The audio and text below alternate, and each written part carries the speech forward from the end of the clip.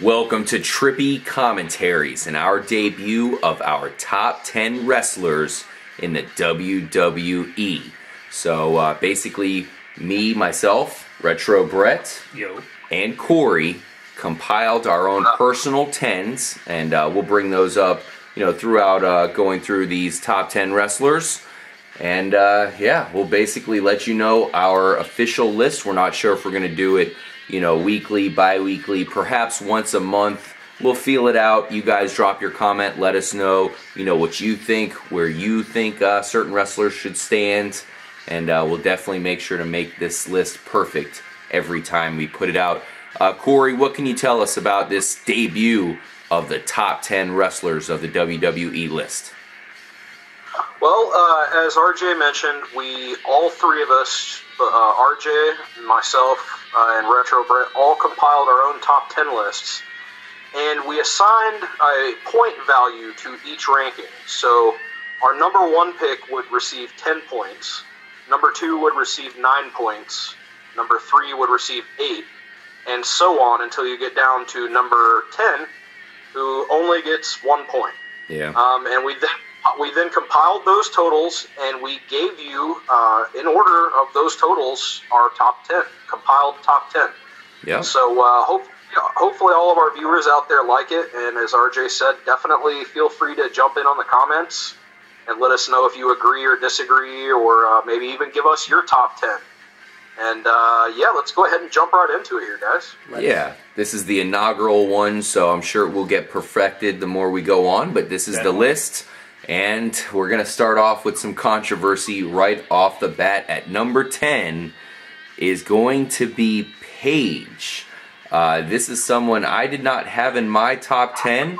Retro Brett, you ranked her highly. What are your reasons for her making the top 10? I actually ranked her number 5, and a lot of people might think that's way too high, but she won the Divas title, her very first match on Raw. She's fucking smoking hot, and she comes from a great, extensive family background of wrestling in England there. Her family owns a small promotion over there, and her parents are wrestlers, so she comes from great stock. Yeah, and we'll definitely be seeing a lot of Paige in the future, that's for damn sure. I know, you hope you do. Oh, I love me some Paige. She definitely is hopefully going to be my future wife at some point. And I did not want to see her lose the Diva title tonight on Raw. Luckily, she did hold on to it. Corey, do you think Paige deserves to be in the top 10? What's your view on this? Well, I also did not have Paige in my top 10. However, I should say that that's not necessarily a slight against her. She is a great wrestler. She comes from great stock, as Retro Brett mentioned. Her family has been in the business. And as we have all pretty much came to a consensus on, she is smoking hot.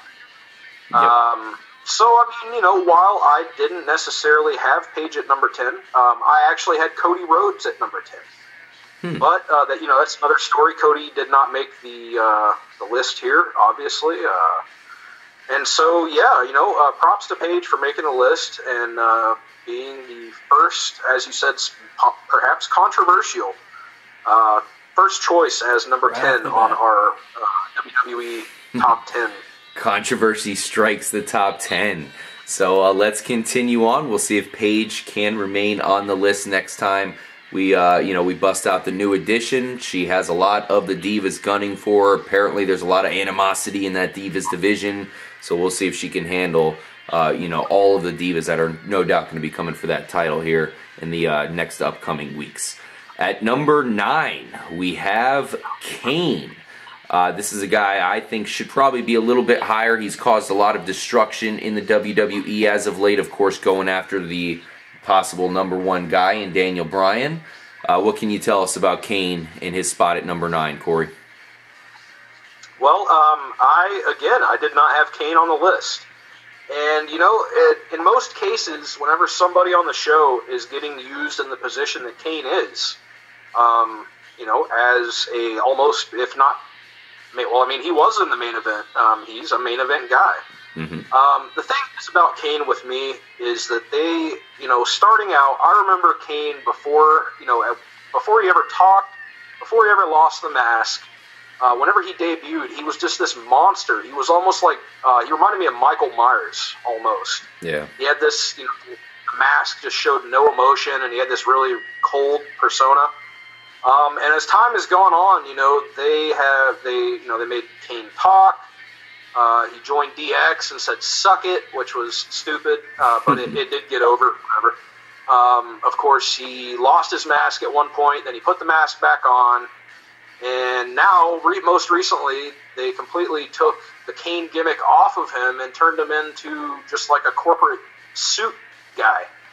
So to me, I feel like Kane has lost almost all of his former impact, and that was what prevented me from ranking Kane on my list. Brett, how did Kane figure into your list there? Well, he came in close. He came in at number 10 in my list because he was in the last title match at the last pay-per-view with Daniel Bryan, the champion. So I do agree with what you're saying there, Corey. I can see your point. Like, he kind of lost all his credibility because he jumped around so often with so many gimmicks. But, I don't know, I ranked him at number 10. And I think 9 is a good ranking for him. Yeah, I feel like that's pretty respectable. Obviously, I had him ranked a little bit higher, and that's why he came, where he did. Let's move on to the number 8 guy here, who is Seth Rollins. Another guy you are an advocate of, Retro Brett. I actually, personally, would have put Dean Ambrose, a spot ahead, but it's really a coin flip when it comes to those other members of the Shield there. It's everyone's opinion. I mean, I think Seth Rollins is much better than Dean Ambrose. I mean, he's a high flyer. He reminds me of a lot of like RVD or the Hardy Boys, or any high flyer for that matter. Corey, what do you have to say about Seth Rollins as well as Dean Ambrose, who I believe deserves a spot in the top 10 myself? Well, it's before I get started here, I do want to preface this by saying I think Seth Rollins is awesome. He's a great wrestler. He definitely earned his way to the big time. He's one of those guys, much like Daniel Bryan, who really worked his ass off on the independent circuit to get noticed and to get to the position where he is today. I, too, did not have Seth Rollins on my list, and we'll get to my reasoning for that later. I did have under an honorable mention Dean Ambrose, and RJ, I know you also are a big advocate of Ambrose. Yeah. I like Dean Ambrose a lot. I think he reminds me a lot of like a Roddy Piper. He has a really awkward kind of unpredictable style of offense. It's part brawl and part his offense is just very, very unique. His delivery and interviews is really unique, and he's definitely got a really compelling gimmick and character going on there right now. But as I said, I had to give him an honorable mention, and I'll get to my main reasoning for that later. Number 7 is going to be a tie. Actually, in fact, we should mention that this is going to be a tie here at number 6. So it's 6 and 7. Cesaro, Randy Orton. Believe it or not, they ended up in a deadlock here. Coin flip, pick out which one you think should go a little bit higher, but we're putting them at a dead tie. Do you think they deserve to be at a dead tie, Corey?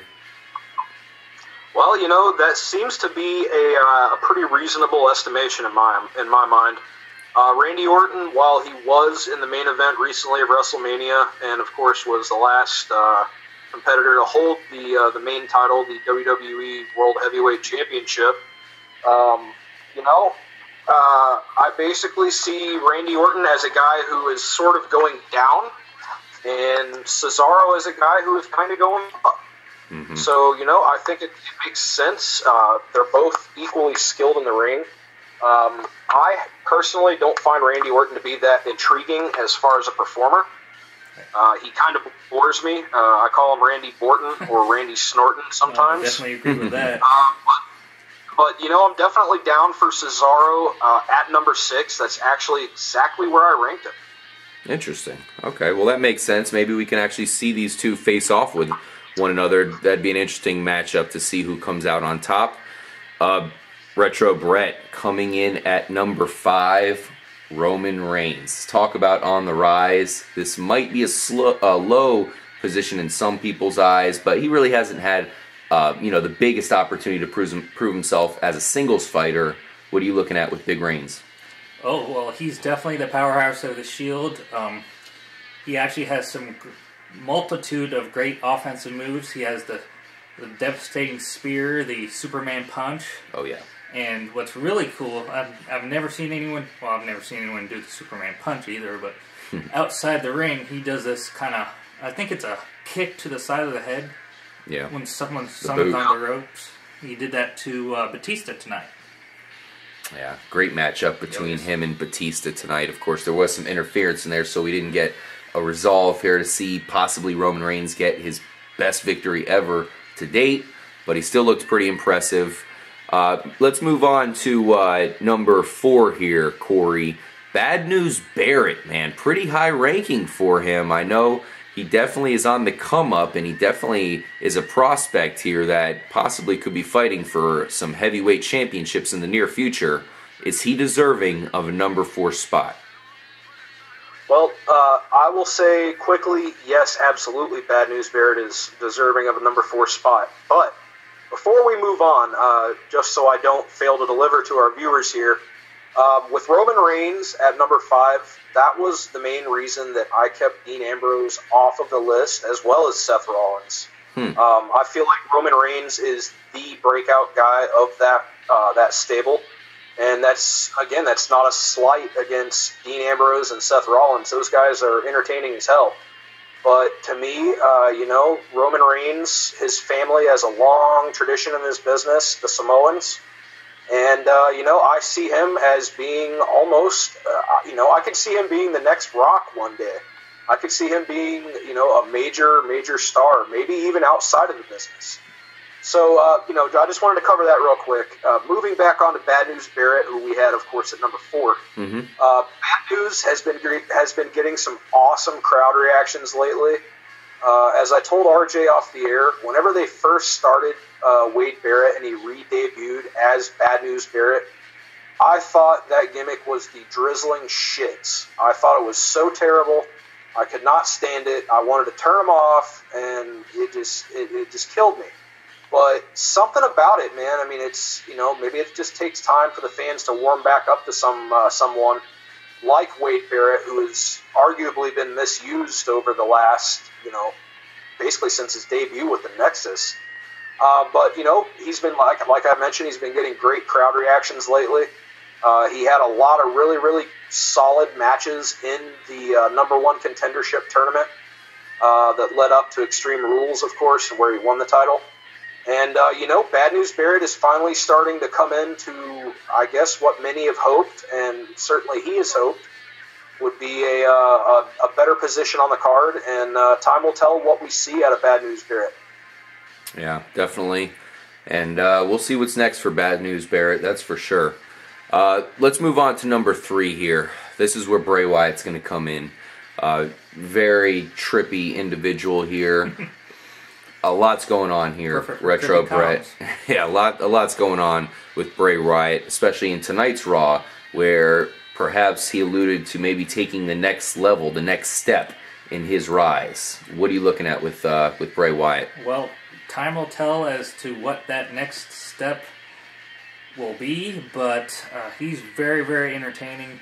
He's gotten the crowd behind him like no heel has ever done before.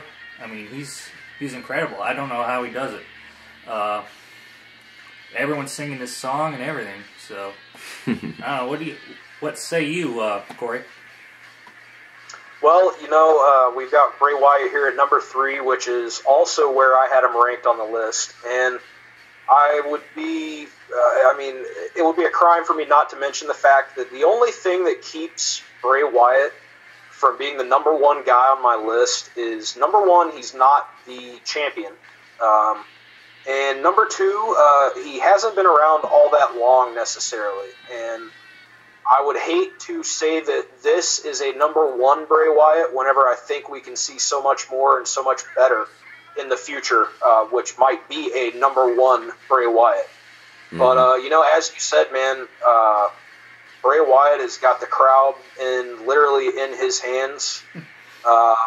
This whole feud with John Cena where he's trying to get inside his head and turn him from the Make-A-Wish Foundation's most active participant in granting wishes and this nice guy, you know, Dudley Do-Right type.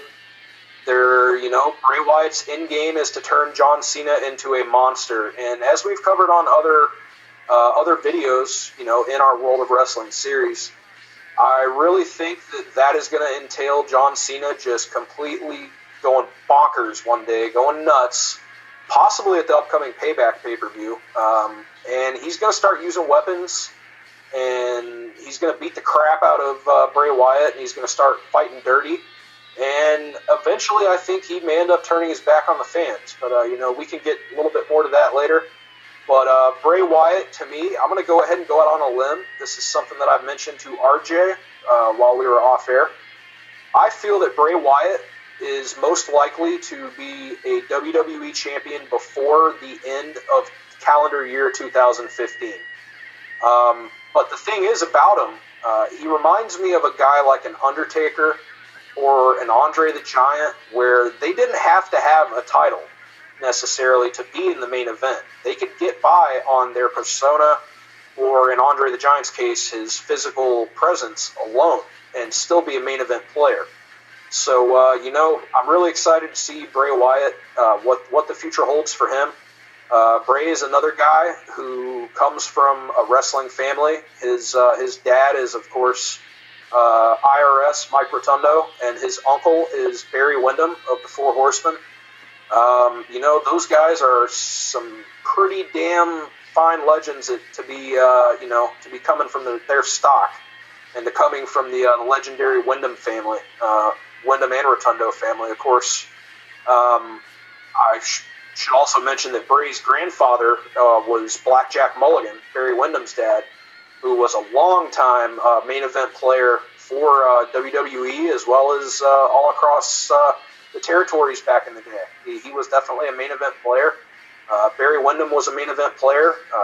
IRS Mike Rotundo maybe wasn't as much, but I think maybe it just skipped a generation there, and we're going to definitely see bigger and better things out of Bray Wyatt in the future. You know, he's definitely my favorite guy to watch these days. I'm really excited to just, anytime he's on screen, man, it's always compelling. No doubt about it, and we're definitely excited to see what becomes of this. He's certainly on the rise. Number 2 is John Cena. He definitely deserves it. There's not really much to say there. He just deserves to be that number 2 guy. We saw him defeat. Yeah, he defeated Bray Wyatt tonight, so it's good to see him back in that number 2 spot. I know a lot of people are going to challenge him for that spot, but he's definitely there right now. And just finishing off here real quickly, the number 1 guy, Daniel Bryan. Now, he is going to be dealing with neck surgery. I don't know how long that's going to keep him out for, but at least for the time being, he is the number 1 guy, and we'll certainly have to revisit that to see, you know, if he does deserve to hold on to that spot, and hopefully he will not be out for that long. So unanimously number 1. All 3 of us had him as number 1. Absolutely. That's right. So thank you guys for watching. We really appreciate it. I'm RJ for Retro Bread, and Corey, I know we're real worried about Daniel Bryan. Go ahead and sign us off, and you know, let us know what to expect from our number 1 guy. Hopefully we can get him back ASAP. Yeah, you know, as I covered in our Raw recap for tonight, you know, I'm not sure that this is storyline or if it's real. Time will tell as far as how that comes out.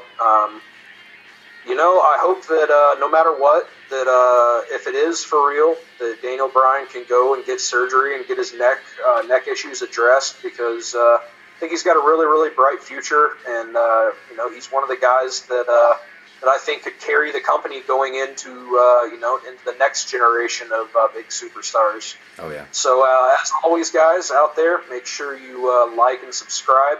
Feel free to share, and also share your opinions in the comments. You know, if you disagree with our top 10, let us know. We're definitely, you know, every opinion is a valid opinion. Mm-hmm. So, yeah, let us know. Stay tuned. And for all of us here at Trippy Commentaries, I think it would be appropriate to tell everyone out there to follow the buzzards.